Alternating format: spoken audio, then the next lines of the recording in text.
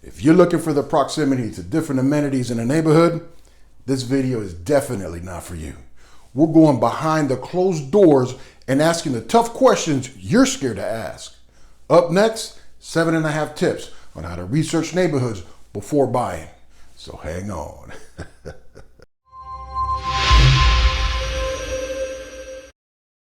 Did you know that people who live in nice neighborhoods have a higher life expectancy? Google it. There's a lot of things to consider when choosing the perfect place to call home.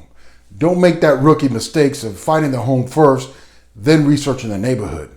By then, you've wasted your time and everyone else's valuable time when you decide to back out of the deal because you end up not liking the neighborhood. Research all the neighborhoods you like first, then find the home. Get ahead of the game. Don't be afraid to ask the tough questions neither. I'm going to show you how to research neighborhoods before you sign that purchase contract. And don't rely on your real estate agent for answers neither. Not going to happen. Even though your real estate agent is a valuable resource, in many cases, your agent will not discuss the pros and cons with you.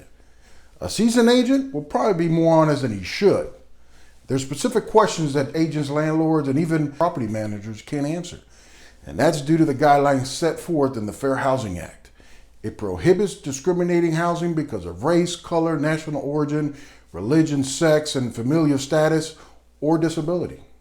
Beyond references to these protected classes, an agent or landlord is prohibited from steering a person towards or away from specific properties and neighborhoods based on one of the defined classes of the Fair Housing Act. And that's why agents won't answer questions like which neighborhood has the lowest crime rate. Intentionally or not, that can be construed as an indirect reference to the racial makeup of a neighborhood. If you want to know the real crime stats of a neighborhood, you'll need to look it up yourself. Buying a house with bad neighbors is one thing, but buying a house in a questionable neighborhood is totally another. Check the National Sex Offender website. It's managed by the Department of Justice, the FBI. You'll be able to search the latest information from all 50 states, including District of Columbia, Puerto Rico, Guam, and even numerous Indian tribes for the identity and location of known sex offenders. Use online sources such as City Protect, Area Vibes, or Neighborhood Scout to get the feel of property and violent crime rates at the neighborhood, city, and zip code level. If you really want to know the truth about a neighborhood, ask a law enforcement officer. If you can't find one willing to discuss the crime rate with you, just go to their local agency website. It's simple to use, easy to read maps and statistics. Now keep in mind that crime stats and neighborhood stability are a double-edged sword. Less desirable areas may have lower rents and home prices, making it cheaper to live there, but it may also come at a greater risk of property damage or theft, which gives you higher auto and home insurance rates. Just remember to keep the data and content when comparing community population density. There's no such thing as a 100% safe city or neighborhood. Often you don't have to travel far to find different conditions, so your choice may not impact your lifestyle or commute times. Desirable and undesirable community and neighborhoods are often separated by nothing more than a park, a major road, or industrial zone. Looking at pictures of a neighborhood or talking to a real estate agent won't necessarily give you the full story of what you could expect. However, boots on the ground is a great way to explore a neighborhood. Visit each community at different times of the day.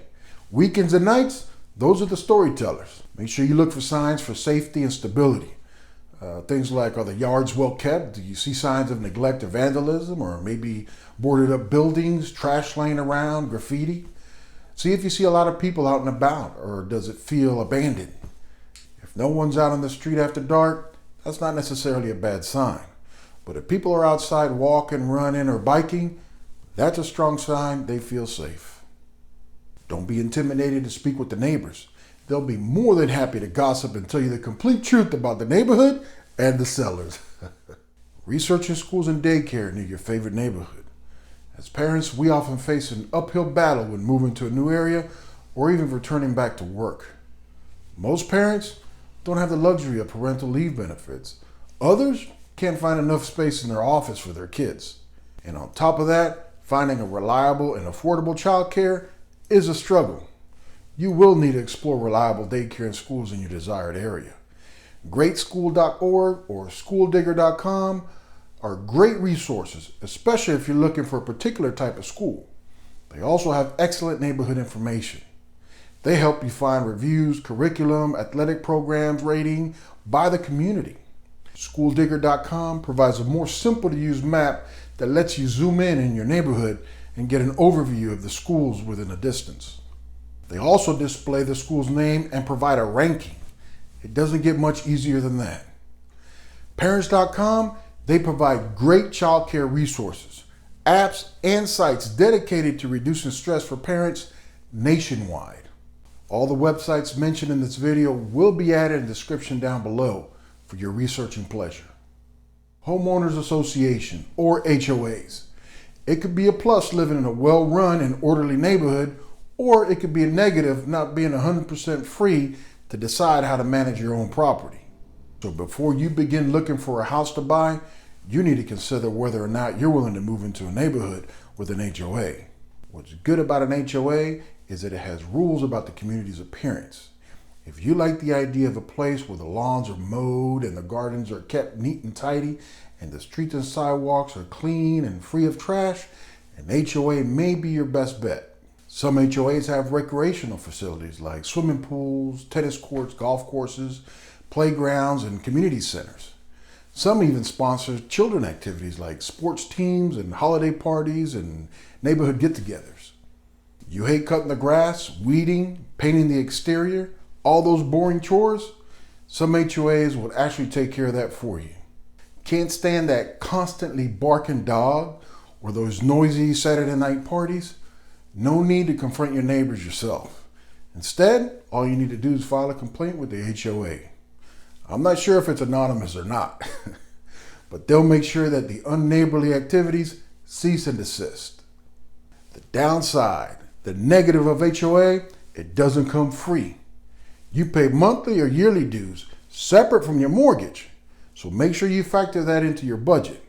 And if you ever get behind on those fees or you just refuse to pay those dues, the HOA has the authority to foreclose on your home and get their money. Many HOAs don't allow you to operate a home-based business out of your house, like a mechanic shop or selling food in your driveway. Some HOAs have severe rental restrictions that won't allow you to rent out your property, or they'll make you wait a year before you can rent it out. In fact, some require vetting of future buyers where it might impact your ability to sell your property quickly.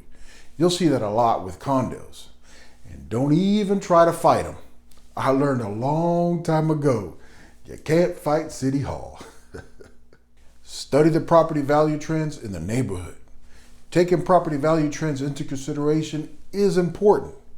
In order to make a wise investment anywhere, you need to know whether the home prices are going up, remaining consistent, or trending downwards in the neighborhood. The housing market is hot right now, which means a lot of people are selling and buying somewhere else. The value trends matter and can help educate you about a neighborhood. Use the real estate apps or their websites that share these value statistics. Compare the listing of other homes for sale on the block or down the street. If the property values are dropping significantly, indicating people are leaving, it could be a sign that the community is underfunded, which would affect parks, schools, and other programs in the area. Trends like these in the past mean it's not so good of a neighborhood. Property values, they'll never tell you the full story, but they're worth looking into, especially if you're moving long term. And to get a bigger picture of real estate deals and listings, ask your real estate agent about the activity in the area. Your agent will be able to provide you with more accurate analysis of what's really going on. To find out what's really going on in a neighborhood, get on the community internet groups like Facebook Neighborhood or apps like Neighbors, Nextdoor, Yelp. There you can find answers to all kinds of questions. And while you'll have to sort through some of the unpopular opinions, and you know every group has them, you'll definitely get a better sense of community from exploring these internet groups. Go ahead and keyword search with any group new to the area, and you'll read all the past conversations to find out what's up with the what's up. Conduct an aerial view of the surrounding areas of the house you like. See what's connected to the backyard or who your neighbors are. Do they have a utility shed in an open field with a bunch of junk cars? Is there a major roadway with a dangerous curve behind your house? Or maybe there's not enough backyard for that pool you want. Tools like Google Earth and Maps is the easiest way to get a satellite view of any house or neighborhood. The only bad part about Google Earth is that it allows anyone to view nearly any part of the world.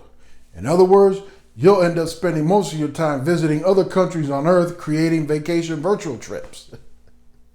You can fly down from outer space and zoom down on the street in Italy. Google Maps is a more powerful local tool that you'll probably end up using more. I'm certain that these 7.5 tips will help you research any neighborhood effectively, but only you know what's important to you. Do your research, get educated about where you want to live, and remember that every neighborhood is likely to have both benefits and drawbacks. You're now able to put together a pretty clear picture of whether you'd be happy in your new neighborhood or not. Please like and subscribe so you get notified on the new follow-up videos. If you do subscribe, comment down below. Let me know what you want to see next. Until we meet again on the next video. Adios.